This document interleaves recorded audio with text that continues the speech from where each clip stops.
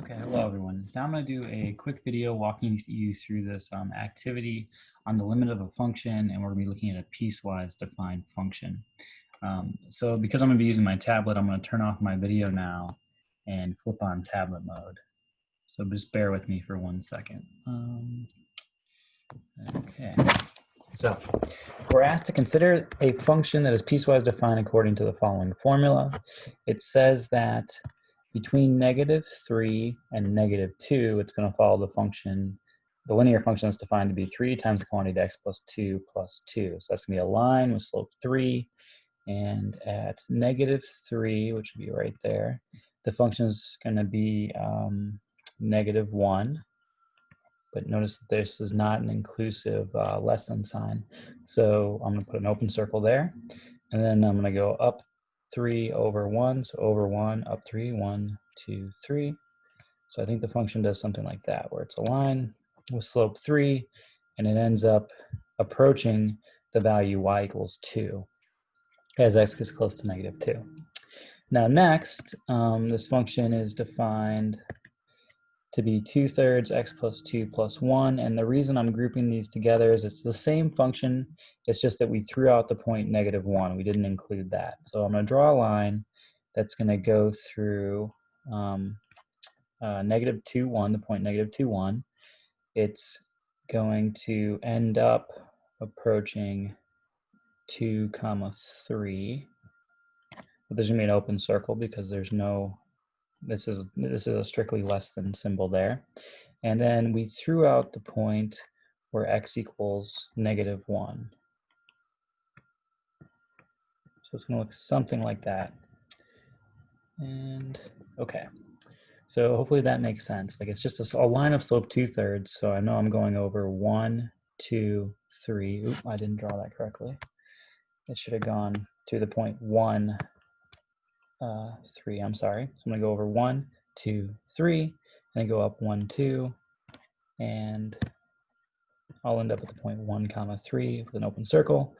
And I'm going to draw that with an open circle at x equals -1. So it should look something like that. And I'm not Rembrandt, so bear with me as far as my drawings go. Okay, then it says at x equals 1, okay, just at that one point, we're defined to be y equals 2.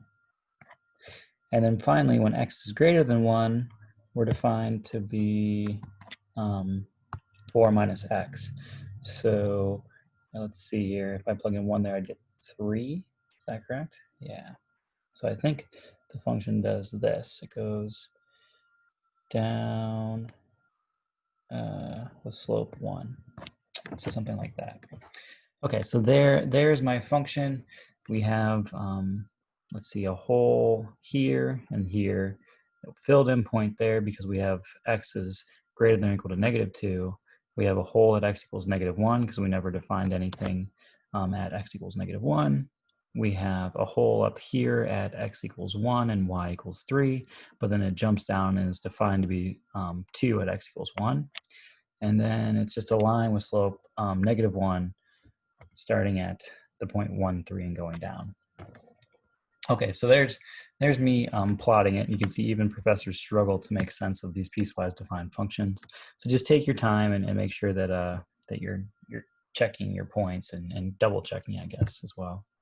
Okay, so now it says for part A, for each of the values a equals -2, -1, 0, 1, and 2, compute f of a. So maybe I'll make a table here. I'm going to plug in a, and I'm going to plug in f of a. So at x equals -2,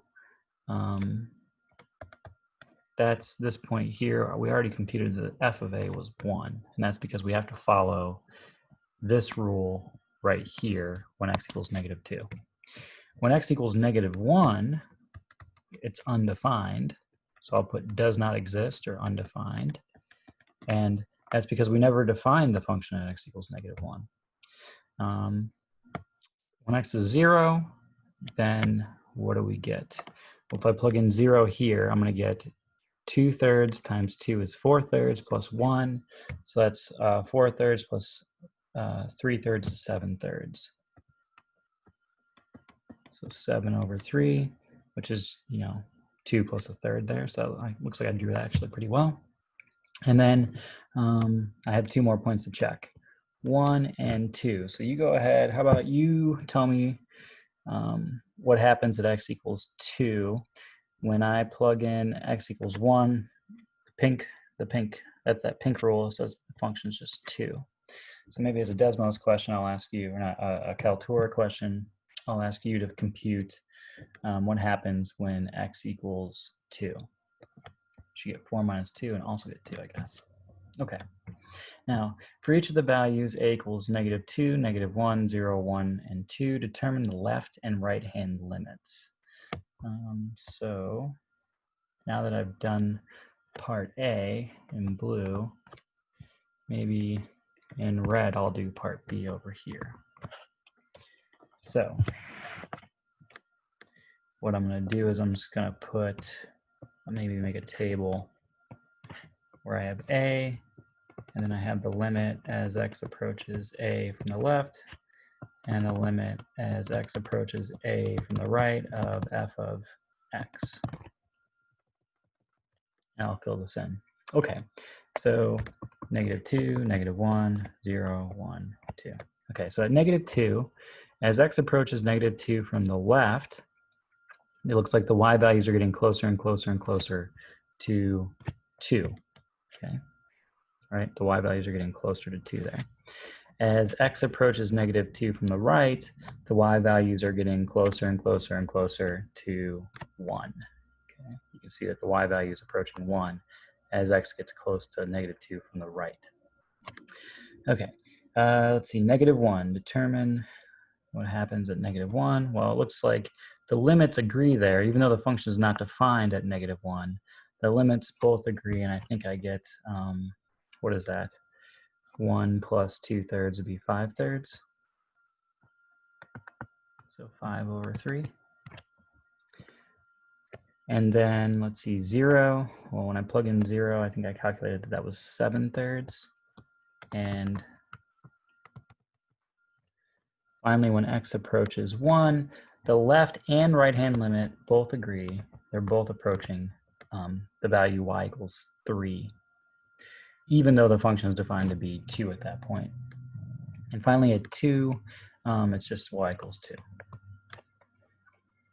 Okay, so for each of these values now, determine the limit of f of x as x approaches a. If the limit fails to exist, explain why by discussing the left and right hand limits and the relevant a value. Okay, so for -2, the limit does not exist. So for part C, I'm going to do this maybe in green. So I'm just going to say limit as x approaches -2 of f of x does not exist. And the reason is that the left-hand limit does not equal the right-hand limit. So that the important piece is this piece right here. The left-hand limit does not equal the right-hand limit, so the limit cannot exist. For -1, the limit does exist, and it's going to be 5/3.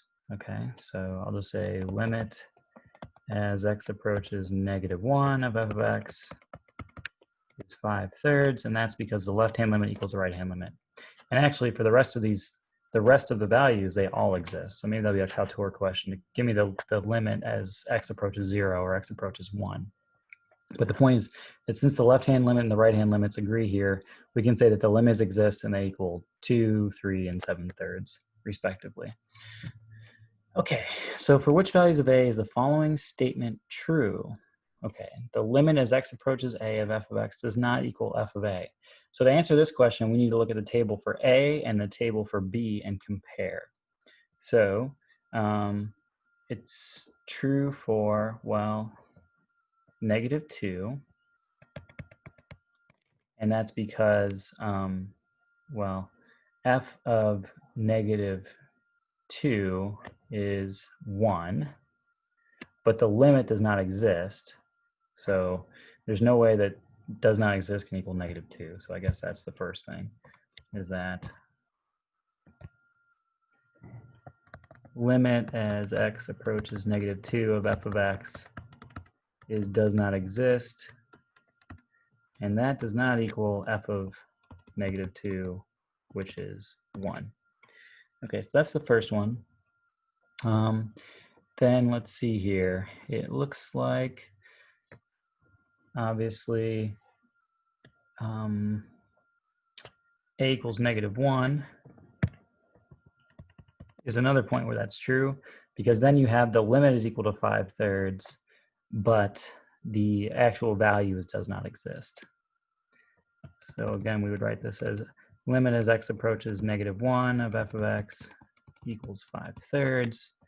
That does not equal, does not exist, which is f of -1.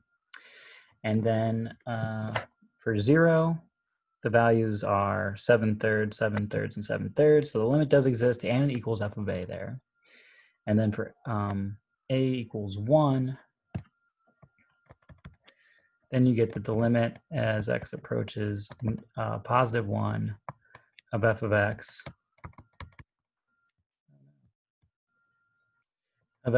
is 3, and that does not equal f of 1, which is 2.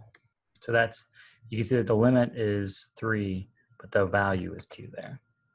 And then finally, when x equals 2, the limit does equal the actual value. So I guess the points that we just highlighted are, I'm going to circle them in this light blue color, here and here and there. Okay, so those are the places where the function is not continuous. Either there was a jump or there was a hole and there was just not filled in. Okay, so on the axes provided in figure 1, sketch an accurate label graph of y equals f of x. Be sure to be careful using open circles and filled in circles to represent the key points in the graph as dictated by the piecewise formula. Okay, so I have already kind of done all of that.